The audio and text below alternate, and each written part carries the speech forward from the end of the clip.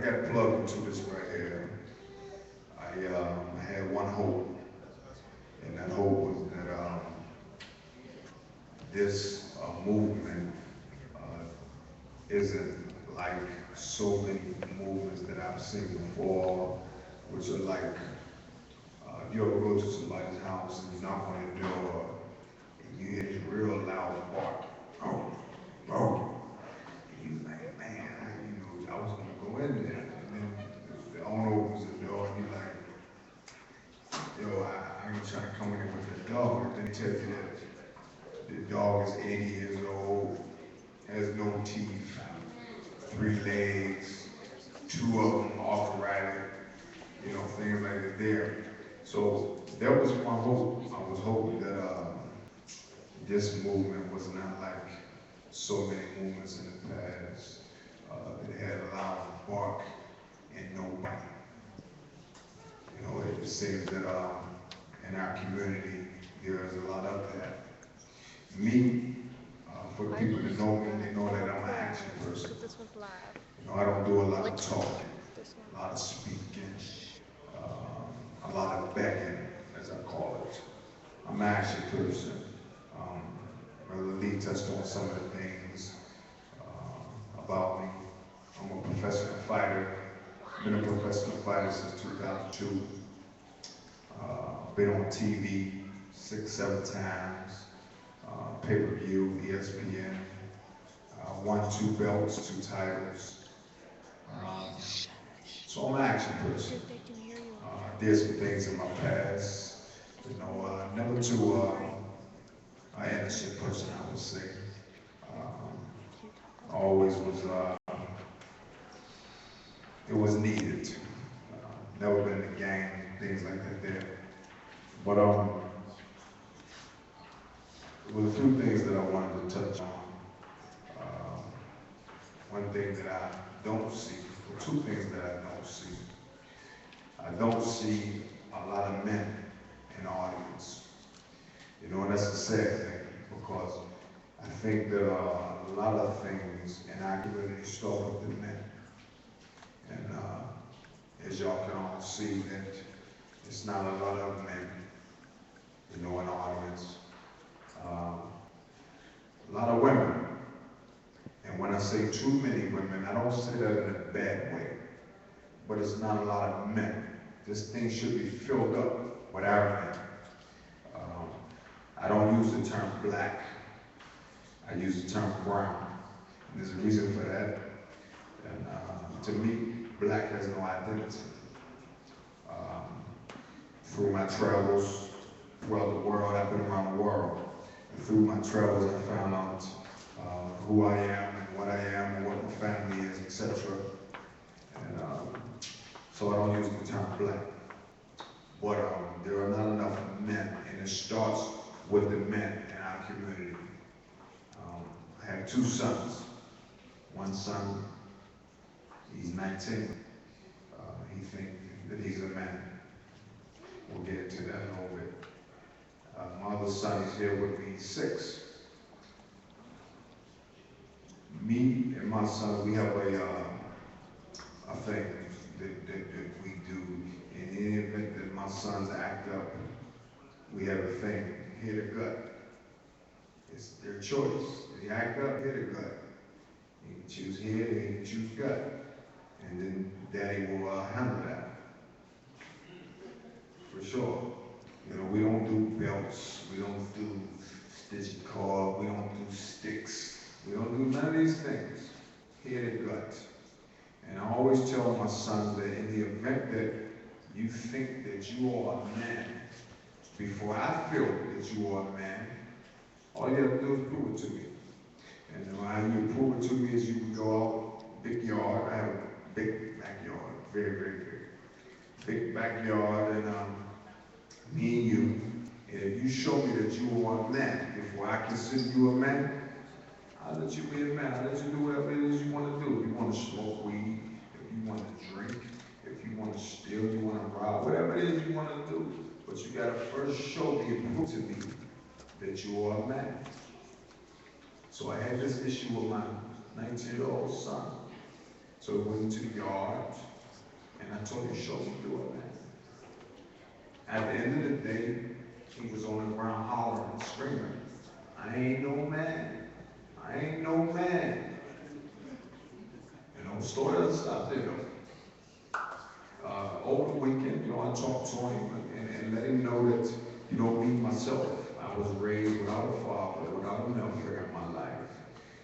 But I grew up in a town where there was some real dudes on the block, definitely. There was no Walker Flockers. There was no fake created Rick Rosses. There was none of these type of cats. I grew up under some real cats, and that weekend my son went to school, see what I called me. And then he said that we at the hospital with his son, and we want to talk to you about some things. So I said, talk. So they asked me, he has a footprint on his back. And we was just wondering, how they got there. So I said, I stepped on him. So the lady on the other end was, I guess she was kind of shocked, surprised, and she said, you stepped on him? I said, yeah, I stepped on him. So we got to the point where he's just a teenager acting out, and he's going through his teenage days. And I said, lady, let me tell you something. He's a teenager acting out until he picks up a gun and shoots somebody. Then he's considered an adult. He's a teenager acting out until he's selling enough dope on the streets. Then y'all consider him an adult and y'all send him to prison. I said, but because he has a responsible father that's gonna get his ass when he needs his ass got to it, he's a teenager acting out. So, long story short, they got a chance to, meet with my son and his mother and all these things. And she called me one day. And in the midst of that, I told her, I said, lady, check this out. Don't call me no more. See what happens? Don't call me. If my son feels that y'all can treat him better than I treat him, take care of him better than I take care of him, he can go. See you. 17 years, my son has never been arrested. My son was an honor roll student. My son is a medical. And as a father, I've done a hell of a job. So I said, if you think y'all can teach him better than I do, he can go. See ya. Lady, don't call me no more. So maybe a month or so later, she called me. She said, I know that you told me don't call you no more. She said, but I just wanted to tell you that your son is a very manipulative young man. I said, okay. So we had these court hearings and things, and CWF ended up recommending to the judge and things that my son come with his father because he has a great father. So that made me laugh, it made me smile. But to continue on what I was saying, it starts with us, with the male in our community. And ladies, I want to say to y'all that y'all have to let the men be the fathers.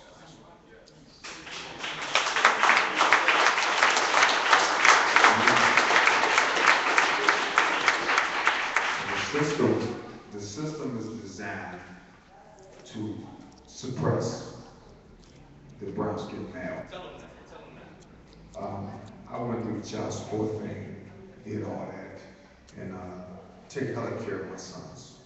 Because I never had that in my life, so I take care of my son how I wanted to be taken care of. But his mother felt the need to sue me because I guess would give her money or whatever. And I said this to the lady at the courthouse, and she said, well, if you took care of your son, then she wouldn't have you down here. Okay. I said, okay, I see how this works. But long story short again, at the end of the day, she went in front of the judge. Later on, we had the issue that we had when I stepped on his back, put a footprint on him. The And she said, I take sole responsibility of how he's acting and how he's been acting. And I think that he should be with his father, because when he's with his father, he's an honor roll student, he's in magnet programs, etc., because his father is a father and he don't play no games with him.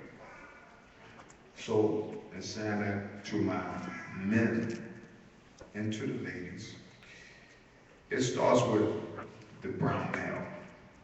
You know, once the power is took away from us, the kids are gonna do what they're gonna do. You know, we just had the episode of the little female shot the guy in the head. That right there was, it was kind of surprising to me. I think that's too many movies, too many videos. Like I said, they created Rick Ross and the Waka Flocka. You know, when I was coming out, by the way, I'm 37. This is why I touched on my book. My book is called Blessed Curse, My First 35 Years. Amazing book. Reverend Grayson was just telling me, you know, how he read the book, and it's an amazing story, because it is. And it will be a movie. And it's 100% truth. Everything in it is true. It's something that you say, wow, I can't believe that. But I leave a disclaimer in there that I'm willing to take a polygraph exam about any and everything in the book. I know a lot of dealings, some police in the city, and some officials in the city, etc., and I put it all out there because it is what it is. We definitely have to touch on solutions. I mean, everybody knows the problems. The problems are the guns, okay. The problems are the illegal guns, okay. We know how they get here. None of them, guns come from, I think Glocks come from Australia. I do believe. There's other guns that come from Germany, there's guns that come from Italy. I've seen them all because I tested them all, I had them all, etc. None of these guns can walk here by themselves. None of these guns can even drive here by themselves. They have to fly here or come on a boat. So we know how they get here. We know what the problem is. We know the problem is guns, but what is the solution? The solution starts when them little guys are that big. Right there. You know, for the single mothers in the building, y'all can pass this on. When your little guy gets disrespectful, don't talk to him. Punch him in the mouth. Punch him in the mouth.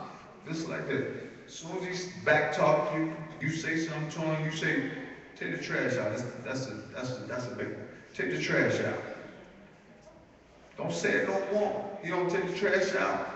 When you still see the trash sitting there, he playing video game, crack. Pipe.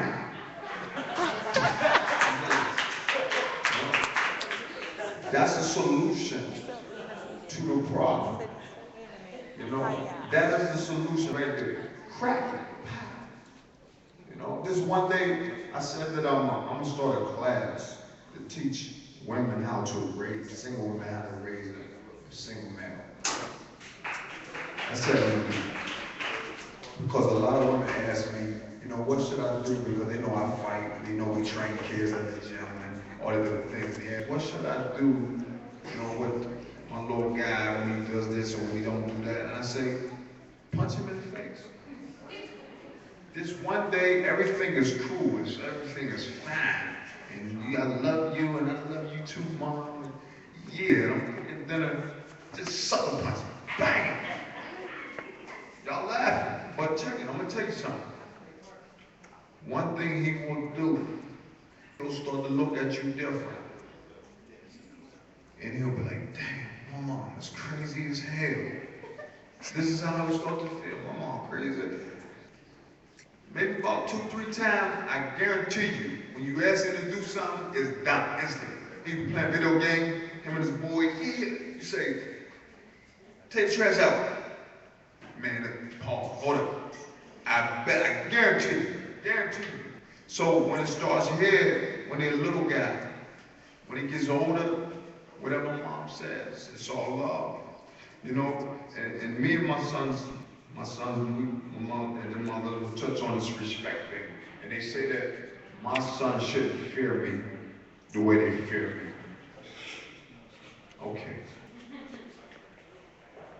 I kind of beg to differ with that because I'm gonna tell you, we touched on respect and we touched on fear.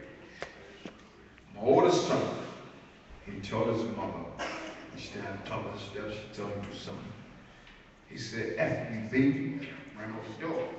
Because he knows his mom crazy, his mom will jump on him. The F you, baby, ran out the door. My little guy, he's with me now. My little guy's 6.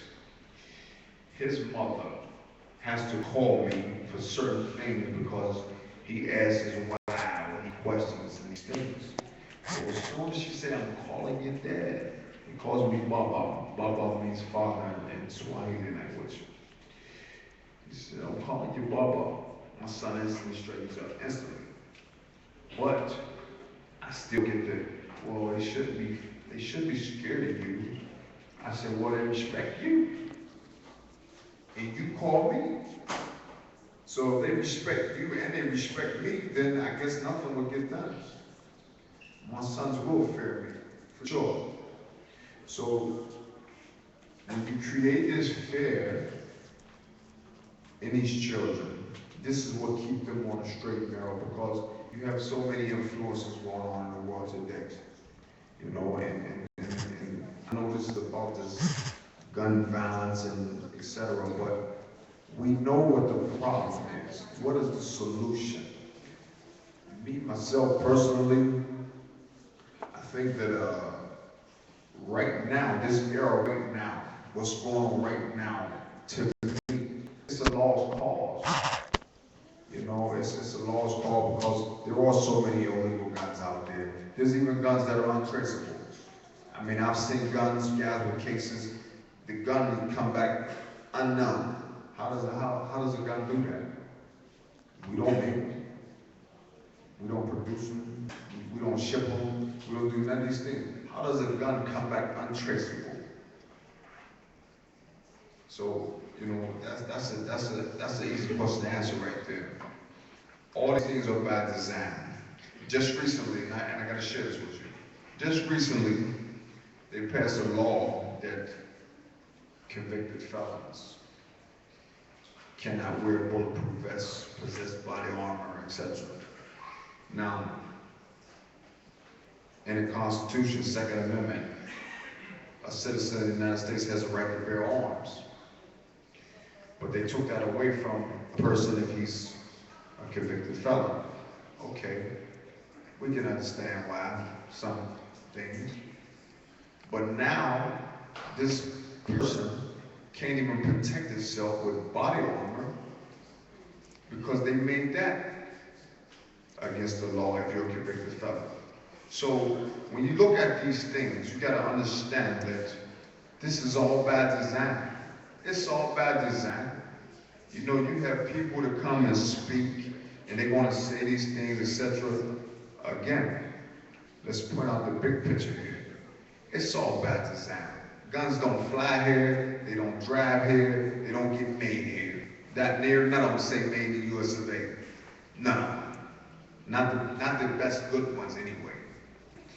So, what's the solution to the problem? Is there a solution to this problem right now? Probably not. You know, we can march, we can talk, we can preach, we can start this movement. It's a beautiful thing. What's the solution to the problem? When you have the government telling you that you can't chastise your sons or your daughters, you know, because they're just children acting out. Had a little issue with my 6-year-old. He had a gut. He goes to school, tells teachers everything. Everything. Because he had a headache. So he said, yeah, he told us, you know, so me and him, we've addressed that. You don't tell nobody about nothing that goes on at my house. But teachers call me, nurse call me, counselors call me. Wait a minute, this is my child. Well, anytime there's an accusation of a child being struck, we, you know, we, you know, we address that. And so I'm thinking to myself, well, wow, here we go again. But like I said, it's all designed, it's all built. You can't even chastise your child now. You can't discipline your own child to keep them from carrying guns. You know, keep them from selling drugs. This is amazing to me, but I understand why. Gotta wrap it up.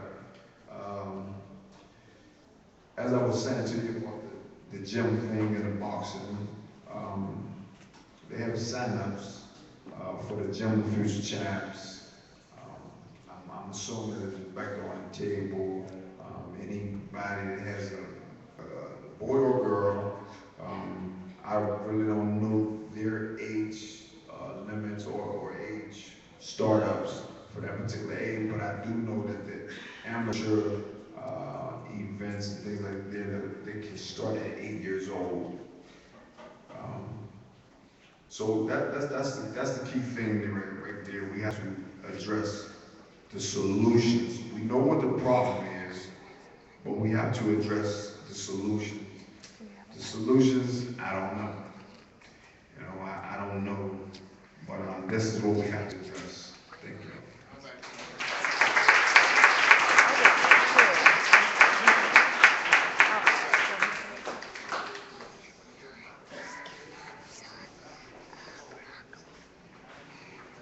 Another hand for my brother Raycowar. Yeah.